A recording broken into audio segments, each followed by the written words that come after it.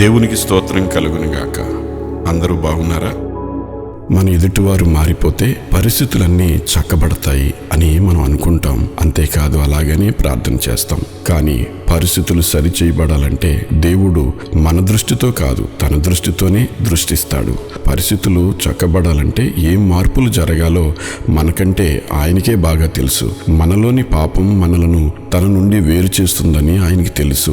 ఆ ఎడబాటే మన ప్రార్థనలకు జవాబు ఇవ్వకుండా మనల్ని అడ్డగిస్తుందని కూడా ఆయనకి తెలుసు. నా హృదయంలో నేను పాపమును లక్ష్యము చేసిన ఎడల ప్రభువు నా మనవి వినకపోవును అని కీర్తనకారుడు 66వ కీర్తన 18వ వచనంలో ప్రార్థిస్తున్నాడు. ప్రార్థనలకు తన జవాబులను అడ్డగించే మనలోని పాపాలు తీసివేయబడాలని దేవుడు ఆశిస్తున్నాడు. మన ప్రార్థనలకు తాను జవాబిచ్చేందుకు గాను మన హృదయాలు శుద్ధి చేయబడాలని ఆయన కోరుకుంటున్నాడు. దేవుని ఎదుట మన స్థితిని ఒప్పుకుని మనం సరి చేయబడినప్పుడు మన పరిస్థితులను దేవుడు చక్కబెడతాడు.